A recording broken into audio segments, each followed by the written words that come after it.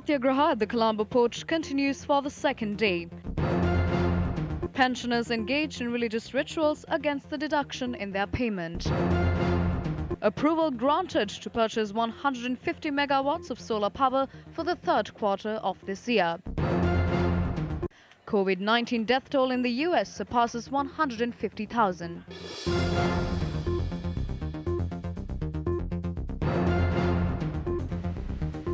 Hello there, very good afternoon. You're watching Lunchtime News on Election First. Those were the headlines, now news in detail.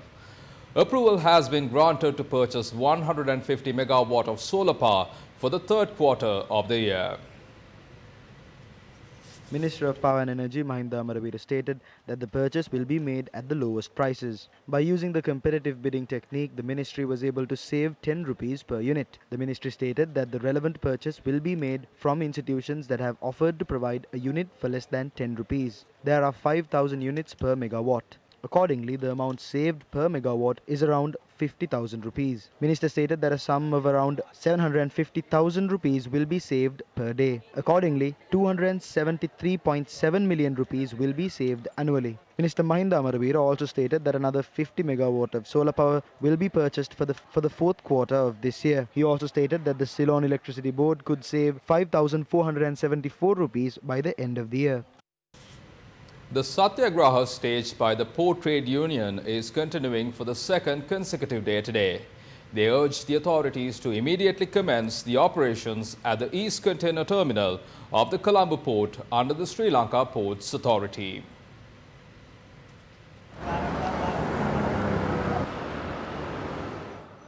The Satyagraha is being staged for the second consecutive day today. Our correspondent stated that the Satyagraha is being staged with the participation of two groups near the main two gates of the Eastern Terminal. We said that the three gantry cranes, which are currently piled up at the Eastern Terminal, will commence operation under the Sri Lanka Ports Authority. However, solutions to these problems aren't being provided by this government. We will not abandon this attempt under any circumstance. We have taken this issue above the Sri Lanka ports and onto a national level. We started this Satyagraha. As a supplementary action to this Satyagraha, we have initiated a protest at this location. Not only 23 trade unions, we have received support from a majority of the trade unions of the country. So we would like to say to the government, give us a word before the elections. Give us a promise that you will protect the Eastern Terminal. Representatives of the Ports Trade Union staged a protest opposite the Ports Authority last afternoon. It was then that the Ports Joint Trade Union Forum for the Protection of the Eastern Terminal launched its continuous Satyagraha yesterday. A meeting took place between Captain Vikas Sood, who has been appointed as the new defense advisor to the Indian High Commission, and the commander of the Navy, Vice Admiral Nishanta Ulugethanna, at the Sri Lanka Navy headquarters. During the meeting, Vice Admiral Nishanta Ulugethanna, who assumed duties as the 24th Commander of Sri Lanka Navy, was congratulated by Captain Vikas Sood, the newly appointed Security Advisor to the Indian High Commission. It has been reported that they discussed issues of mutual interest, including the long-standing friendly relations between India and Sri Lanka. Meanwhile, a memento exchange was held to mark the occasion. National Organization for the Protection of Pensioners' Rights performed a series of religious rituals against their payment deductions. Pensioners gathered at the Kurunagala Gale Bandara Devalaya premises and engaged in religious rituals. They stated that the purpose of the ritual was to gain the attention of the government in a bid to solve their issues. Meanwhile, this was how a group of pensioners also engaged in religious rituals at the Kalutara Kataragama Devalaya premises. A group of pensioners also gathered at the Kataragama Devalaya in Kandy and highlighted the injustice they go through by engaging in religious ritual. The members of the Board of Directors of ETI have been summoned before the Criminal Investigations Department to make statements regarding the investigations into ETI transactions. The Colombo Magistrates Court issued a warrant on the 16th to arrest 4 directors of the ETI company and produce them before court. That was when the case filed by 3 people who had deposited money in ETI was taken up before Colombo Additional Magistrate Priyamtha Liyanage. Some of the views expressed in the political sphere leading up to the general elections on the 5th of August. 2020. එක්සත් ජාතික පක්ෂය මේ වෙනකොට හොත්තට එළියේ රන්. At this point, the UNP is on the run. On the other side, there are problems with votes, while the other side is on fire. Sometimes we should like provincial level politicians, but the people know who is with them. නමුත් ජනතාව ඉන්නේ කවුරු එක්කද කියලා ඔබ අපි දන්න. පිස්සු කලබල වුණාට දොස්තරලා කලබල වෙන්නේ නැහැ නේ. අපිට ඒ දවස්වල සලකපු හැටි හොඳට මතකයි. We clearly remember how we were treated those days. Some talked to put us on the street. However, everyone is working towards the nation. That's why I'm saying that the SLFP needs to make some kind of a sacrifice. Especially right now, their candidates need to be careful with their words. මේ වෙලාවේ අදහස් දක්වන්න ඕන. මොකද කතාවක් තියෙනෝනේ වවුලයා ගෙදර ගියා නම් එල්ලිලා ඉන්න දැනගන්න ඕන කියලා. The UNP has now deteriorated due to its internal disputes. People have lost their trust over its two teams. As a result, 6.9 million people who voted for the president have their hopes up. Those who did not vote for him also has joined us.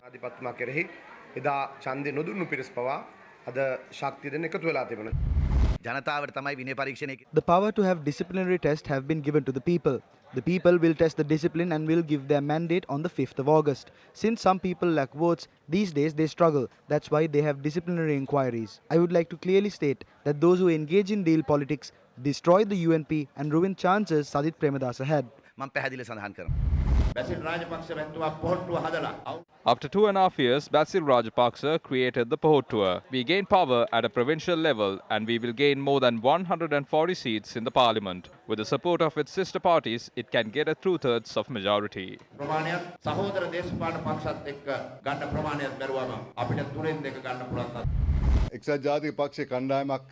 A faction of the UNP is now contesting in the general election alone after separating from us. They are asking for votes so that they can chase away Ranil and take over Sirikota. But remember friends, this is a general election.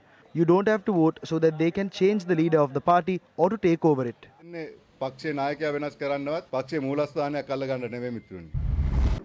The problem is the UNP nameplate. They have the symbol elephant, however that is not the party. All the members are with us. They have expelled us.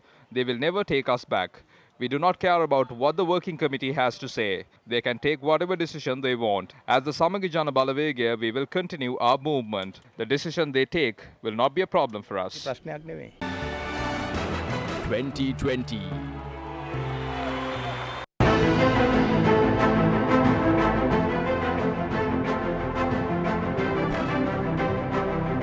Party leaders. Political update. These were some of the views expressed by party leaders at public rallies held yesterday. A public rally was held in Mavaramandia in support of the SLPP candidates contesting the upcoming general election. The event took place under the auspices of Prime Minister Mahinda Rajapaksa. මේ ගම්පහ දිස්ත්‍රික්කයේ තියෙන විශේෂ ලක්ෂණය තමයි කාන්තාවෝ 52%ක්ම ඉන්නවා. එතකොට A significant factor in the Gampa district is that women represent 52% of its population, while men represent 48%. After Gotabaya Rajapaksa won the presidential election, we formed a caretaker government. We appointed a cabinet as well. Though we appointed a cabinet, the number of MPs supporting us was low. The opposition started to control us. As a result, we had to stand against the opposition many times.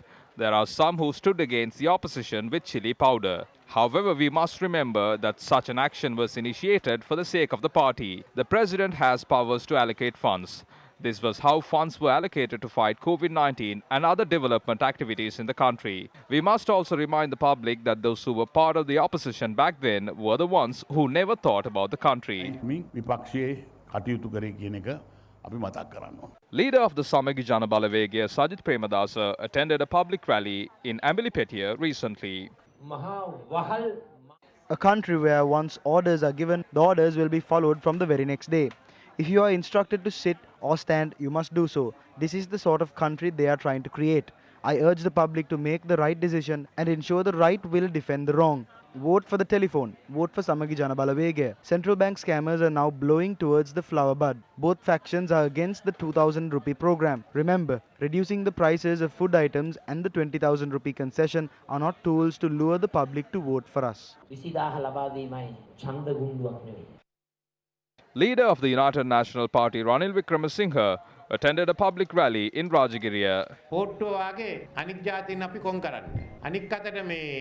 Unlike the Flowerbird Party, we do not corner the other nationalities. On the other hand, the Balavegya has no Sinhala party. They include factions that were removed from the Rajapaksa government. They are the ones who wanted a new party to be formed. The only party that represents the Sinhala people, other nationalities and all Sri Lankans is the United National Party. The government does not even care about our country's valuable archaeological sites. The assembly hall in Kurunagala was destroyed. If such valuable assets cannot be protected, there is no point in talking any further. Leader of the National People's Power, Anurakumara Disanayake, attended a public rally in Dehiwala yesterday. The situation will worsen after the elections. I assure you, after the elections, the price of electricity, water, fuel, gas and food items will increase. Suppression laws will be introduced. All actions of the country's constitution that supports and strengthens democracy will be amended or abolished, so the public must ensure that they will elect a group of politicians who will stand against the ruling party's harmful decisions. In a COVID update for this afternoon, 174 people have completed the mandatory quarantine period and have been released to their homes today. The National Operations Centre for Prevention of COVID-19 outbreak said 150 of them were discharged from the Norachole Quarantine Centre. 29 have been released from the Passara Quarantine Centre, and the others were from Gannoruwa, Kalpitiya and Busa quarantine centres. So far, 2,810 patients in total have tested positive for COVID-19. Out of these, 482 patients continue to receive treatment. 2,317 patients in total have recovered from the virus. Residents of the Puagaha Ulpata village in Polonnaruwa are facing numerous difficulties due to constant wild elephant attacks. About 170 families and 700 people live in the Alahar area in Polonnaruwa. The main mode of income of this village is agriculture. However, due to wild elephant attacks, many individuals of this village have changed their livelihoods in agriculture to wage-based work. Our correspondent said that now only a handful of people engage in cultivation. A house in this village was destroyed by a wild elephant last morning who encroached from the Dambula Forest Reserve. According to our correspondent, a woman was injured after an elephant attack that took place at around 5:45 a.m. yesterday that destroyed the roof of the house she was residing in.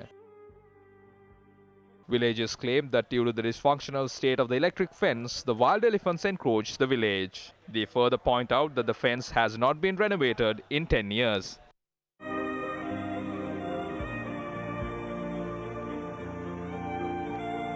From that, we bring to a close this edition of Lunchtime News on Election First. For details of these stories and much more, simply log on to our website, www.newsfirst.lk.